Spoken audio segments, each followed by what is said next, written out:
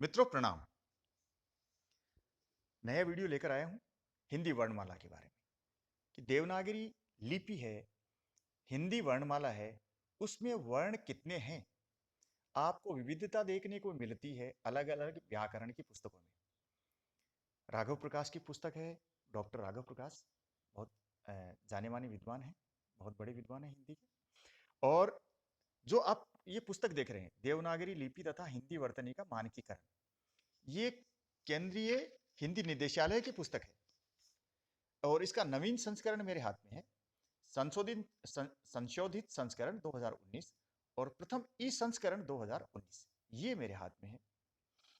और राजस्थान बोर्ड के द्वारा प्रकाशित, राजस्थान पाठ्य पुस्तक मंडल द्वारा प्रकाशित एक पुस्तक हिंदी व्याकरण एवं रचना प्रबोध, उसको भी हमने आधार बनाया है। तो जो मुख्य बात है वो यह है कि आज हम यह तय कर लेंगे कि हमारा जो भ्रम है, जो कंफ्यूजन है, वह समाप्त हो जाएगा कि हिंदी वर्णमाला में कितने वर्ण हैं और वर्ण और ध्वनि में क्या अंतर है, यही जानेंगे।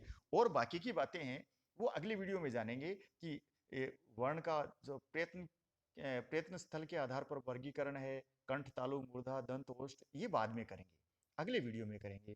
प्राणत्व के आधार पर अल्प प्राण, महाप्राण, ये भी बाद में करेंगे। अघोष या सघोष प्रयत्न विधि के आधार पर, ये सारी चीजें हम बाद में करेंगे। सबसे पहले तो हम ये जान लें कि हिंदी वर्णमाला में कितने वर्ण हैं, तो हमारा बहुत सा भ्रम है, कंफ्यूजन है, वो समाप्त हो जाएगा। चलिए मैं पहले बता देता हूं कि इसके बारे में, जो देवनागरी लिपि है, इसके इसके वर्णमाला के बारे में कब कब प्रयास हुए। तो शिक्षा मंत्रालय द्वारा जो अभी भी शिक्षा मंत्रालय है, पहले बीच में इसको मानव संसाधन विकास मंत्रालय कर दिया गया था। 1966 में परिवर्धित देवनागरी वर्णमाला नामक पुस्तक प्रकाशित की गई थी। तो वर्णमाला के साथ ही हिंदी वर्तनी की विविधता को दूर कर वर्तनी की एक रूपता स्थापित करने का भी तत्कालीन शिक्षा मंत्रालय ने प्रयास किया और हिंदी वर्तनी की विभिन्न समस्याओं को दूर करने के लिए भाषाविदों के साथ गंभीर विचार विमर्श के पश्चात 1967 में हिंदी वर्तनी का मानकीकरण नामक पुस्तक का प्रकाशन किया गया। अब मैं आपको बताता हूं कि हम पहले किस तरीके से जय झंडा लिखते थे। आज आप लिखते हैं इस तरीके से जय, हम कैसे लिखते थे, इस तरीके से, ये हो गया जय झंडा। तो आपको लग रहा है ना एक रूपता नहीं थी। और बताता हूं मैं आपको, अभी हम भय लिखते हैं कुछ इस तरीके से, ऐसे नहीं लिखते ना, ऐसे लिखते हैं। और हम लिखते थे भय इस तरीके से। तो एक रूपता लाने के लिए इसमें परिवर्तन किया गया और ये यहां घुंडी लगा दी गई और झ को ऐसे बना दिया गया। अब मैं और बताता हूं आपको और कैसे लिखते थे। ण को कैसे लिखते थे, पहले हम ये रावण लिखते थे ना, तो व ण ऐसे लिखते थे रावण। अब ण को कैसे कर दिया गया, इस तरीके से। तो ये 1967 में हिंदी वर्तनी का मार्कीकरण किया गया, तो उसमें एक रूपता लाने के लिए ऐसी पुस्तक का प्रकाशन किया गया था। और भी बहुत सारे अक्षर थे। आप पुरानी पुस्तकें उठा के देखेंगे तो आपको मिले कई, जो बहुत पुरानी पुस्तकें हैं, उसमें आपको ए ऐसा लिखा मिलेगा, ए ए ऐसे, ठीक है। आम लिखना था तो ऐसे। अभी तो आप समझ ही नहीं पाओगे, लेकिन हम पढ़ते थे तो पुरानी पुस्तकों में ऐसा लिखने को मिलता था। जबकि अब ए आ आम आप ऐसे लिखेंगे। ठीक है दोस्तों, तो मैंने आपको बता दिया है कि ये एक रूपता क्यों स्थापित की गई थी कि सभी जगह एक सा ही चले। तो मानक देवनागरी वर्णमाला, परिवर्धित देवनागरी वर्णमाला और हिंदी वर्तनी का मानकीकरण, इन तीनों पुस्तकों के समन्वित रूप को संशोधन और परिवर्धन के साथ केंद्रीय हिंदी निदेशालय द्वारा सन 1983 में देवनागरी लिपि तथा हिंदी वर्तनी का मानकीकरण नामक पुस्तक का प्रकाशन किया गया। कब किया गया, 1983 में। ये तीनों पुस्तकें थी, इनको एक साथ मिला दिया गया। इसमें देवनागरी लिपि तथा हिंदी वर्तनी का मानकीकरण एक ही नाम कर दिया गया। इस पुस्तक को बनाने में अनेक भाषाविद, पत्रकार, हिंदी सेवी संस्थान और विभिन्न मंत्रालय के प्रतिनिधि, इनका सहयोग लिया गया और इन विषयों पर सर्वसम्मत निर्णय तक पहुंचने का प्रयास किया गया। अब जो आपके सामने ये जो पुस्तक है, अब हम सीधे चलते हैं कि वर्ण कितने प्रकार के हैं, कितने कितने होते हैं, वर्णमाला में वर्ण कितने होते हैं। तो पहले ये जान लीजिए कि वर्ण और ध्वनि में अंतर क्या है। वर्ण लेटर, ध्वनि साउंड। तो मैंने कहा ए, ये हो गई ध्वनि, और अब मैंने इसको लिख दिया, ये हो गया ए, तो ये हो गया वर्ण। तो ध्वनि है वो मौखिक रूप है, और उसी ध्वनि का लिखित रूप होता है, उसको वर्ण कहते हैं। समझ गए होंगे आप। ध्वनियों के लिखित रूप को, लिपि चिन्हों को वर्ण कहते हैं। ओके दोस्तों, अब मैं चलता हूं आगे। अब आप आगे देखिए, ये आप देख लीजिए, केंद्रीय हिंदी निदेशालय, उच्चतर शिक्षा विभाग, मानव संसाधन विकास मंत्रालय, ये 2019 की है। अभी तो इसका नाम फिर से शिक्षा मंत्रालय कर दिया गया है। आगे चलते हैं। तो यह देख लीजिए हिंदी वर्णमाला, आप देखेंगे ए, आ, ई, उ, री। इस ऋषि को देख लीजिए, ये संस्कृत में जैसे संस्कृत शब्द हैं उसमें जैसा है वैसा का जो संस्कृत तत्सम शब्द है उनमें ही चलता है। अब ये इस तरीके से, अब तो हम नए शब्दों में तो इस तरीके से लिखते हैं, इंग्लिश में भी जैसे ऋतु लिखना है तो ऐसे ही लिखते हैं, कोई नई बात नहीं है। लेकिन ये जो स्वर है, तो उसकी जो, जब हम मात्र लिखते हैं, मात्र मात्र पितृ, तो इसकी जो मात्रा मानो आप, तो ये इस तरीके से। ओके, आगे चलते हैं। तो ये हो गया आपका री, ए, आई, ओ, औ। अब संस्कृत की तरफ नहीं चलेंगे, क्योंकि संस्कृत में बड़ा री भी है, इस तरीके से है, उसको ऐसे लिखते थे। ये हो गया आपका, ये तो हो गया छोटा, अरे एक गुंडी और लगा देते, ये बड़ा हो जाता था। ठीक है, उसमें दो वर्ण और थे, री छोटा संस्कृत में, और ये, लेकिन ये हिंदी में नहीं है। लेकिन छोटे री को हिंदी में लिया गया है, री ऋषि को। ओके फ्रेंड्स, तो ए, आ, ई, उ, री, ए, आई, ओ, औ। तो हमारे स्वर कितने हो गए? 11। 11 स्वर हो गए हैं। इनका उच्चारण भी मैं आपको साथ साथ बताता चलता हूं। आगे चलिए, अब चलते हैं व्यंजन कितने हैं। देखिए, ये जो व्यंजनों का रूप है वो स्वर मिला के लिखा गया है, नहीं तो अगर इसमें स्वर नहीं मिलाएंगे तो इनका उच्चारण किया ही नहीं जा सकता। तो आप देखिए, जैसे ये हो गया, ये अगर इसमें ये मिलाएंगे, ए मिलाएंगे, तब बनेगा आपका कह। ठीक है, ये इसमें हल हल चिन्ह लगाएंगे कह, और इसमें जोड़ देंगे ए, तब जाके बनेगा कह। हल चिन्ह लगाना पड़ेगा आपको। ठीक है, अब चलते हैं, मैं आपको हल चिन्ह के साथ बोलता हूं। इनमें भी आपको भांति भांति के परिवर्तन मिलते हैं। देखिए कैसे, क, ख, ग, घ, ग। कई लोग इसको डे बोल देते हैं, ये डे नहीं है, अंगा है। क, ख, ग, घ, ग।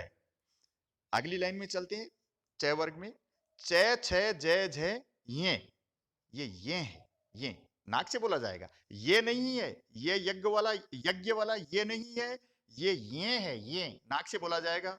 ये पांचों वर्ण है, ये नाक से बोले जाएंगे। ठीक है, अब है ट, ठ, ड, ढ, ण। ये भी ण भी नाक से बोला जाएगा। तय वर्ग में चलेंगे तो त, थ, द, ध, न, ये भी नाक से बोला जाएगा। और प, फ, ब, भ, म, ये पांचवा वर्ण है। तो ये हो गए आप अपने, इनका वर्गीकरण बाद में करेंगे कि किस तरीके से प्रयत्न के आधार पर, प्रयत्न विधि के आधार पर, घोषत्व के आधार पर, प्राणत्व के आधार पर, ये बाद में करेंगे। अभी एक बार वर्ण समझ लीजिए आप। उच्चारण प, फ, ब, भ, म। फिर अगली लाइन में आ जाइए, ये, रे, ले, वे। अब उष्म ध्वनि है श, श।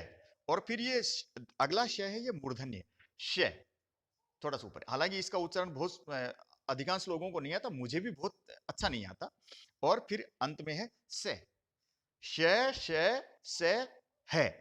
और ये देखिए ध्वनियां जो हैं, ये हो गई टोटल 33, तो यहां तक हो चुकी है।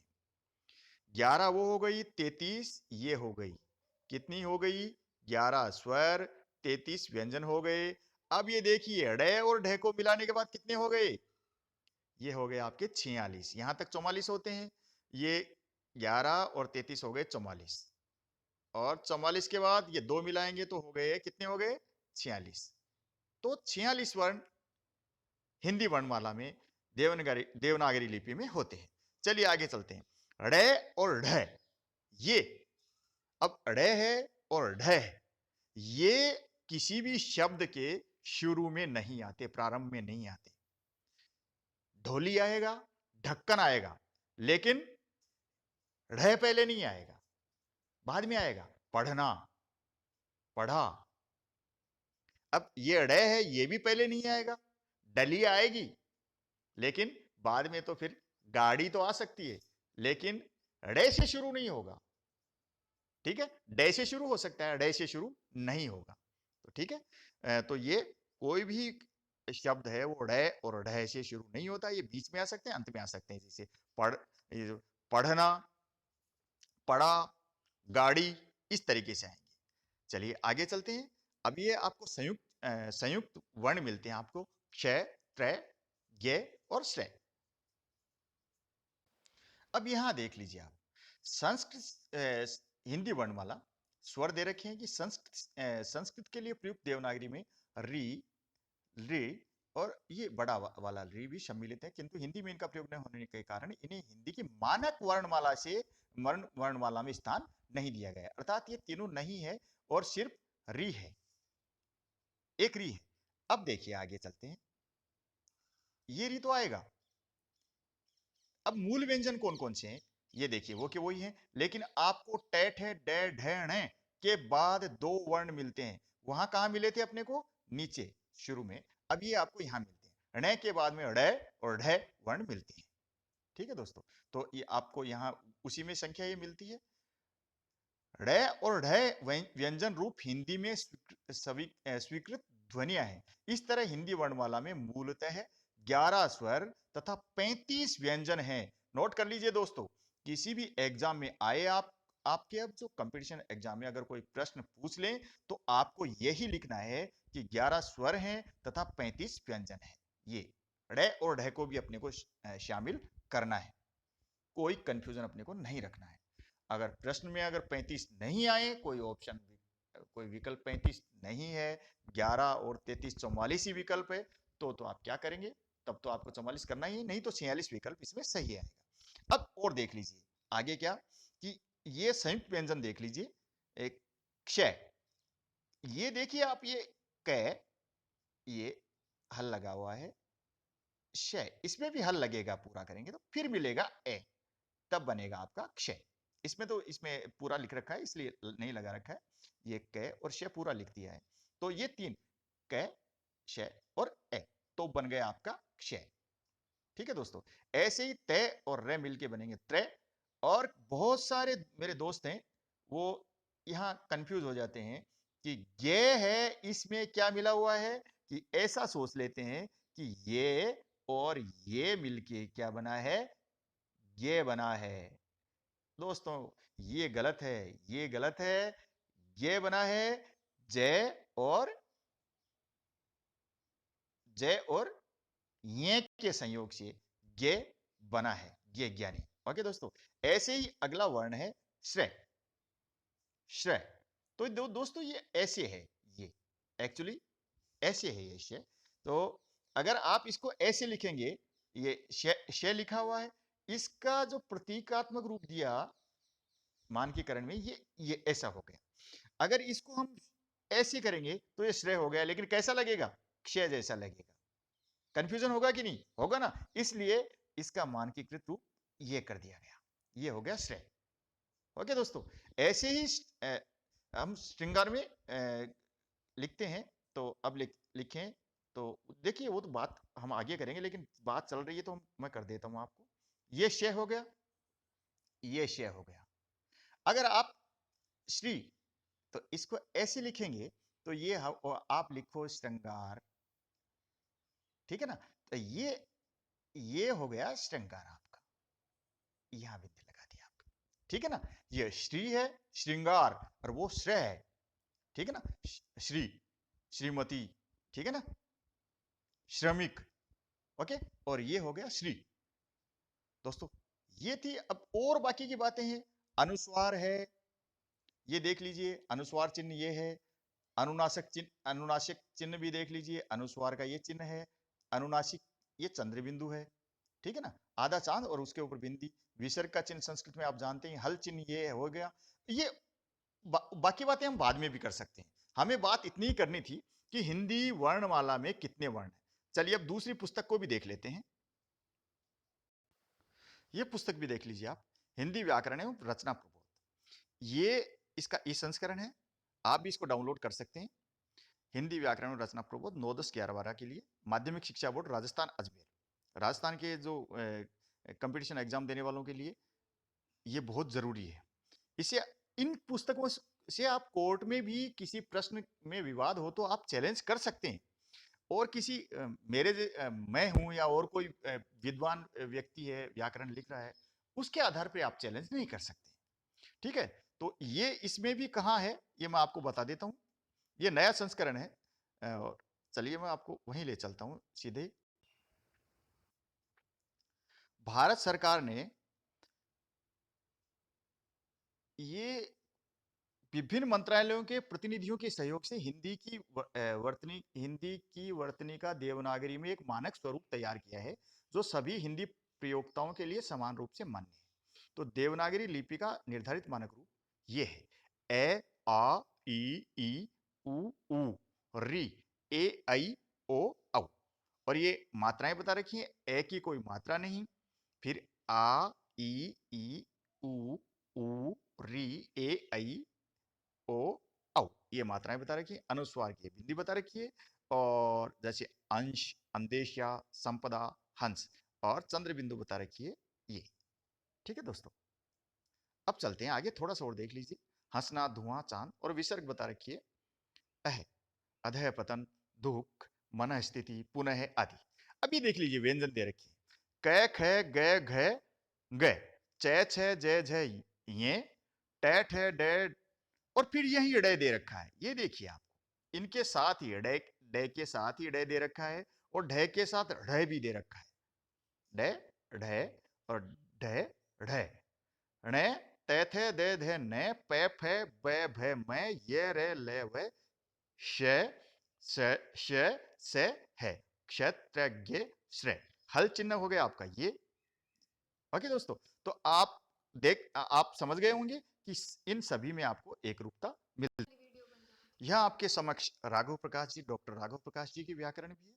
तो दोस्तों अब हमने अच्छी तरह देख लिया है कि हिंदी वर्णमाला में 11 स्वर हैं और 35 यानी 33 प्लस 2 ढ और ढ को मिला के 35 व्यंजन है, और क्षय त्रय ज्ञ ये मिला करके क्षत्रज्ञ श्रेय ये संयुक्त वर्ण है।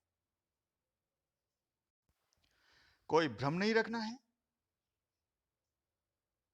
ये जान लेना है कि ये इस तरीके से हमारे जो हिंदी वर्णमाला है इसमें ढ और ढ भी शामिल है, और ये 11 स्वर यहाँ बता रखे हैं। तो अगले वीडियो में आपसे फिर मिलता हूं, वर्णों के बारे में हम और जानेंगे, क्योंकि संधि जानने से पहले मेरा मानना है कि वर्णों के बारे में जानना ठीक रहेगा। ओके मित्रों, अगले वीडियो में फिर मिलता हूं। आपको पसंद आए तो लाइक करें, शेयर करें, उपयोगी लगे तो, और मेरे चैनल को सब्सक्राइब कर लें। मैं और भी वर्णों के बारे में, शब्दों के बारे में, वाक्य के बारे में, संधि और समास के बारे में और वीडियो लाऊंगा। और मेरे चैनल की प्लेलिस्ट में जाएंगे तो आपको अलंकार, वाच्य, वाक्य भेद, अनेक वीडियो उसके बारे में आपको मिलेंगे। तो मेरे साथ बने रहिए। नमस्कार, धन्यवाद, जय हिंद।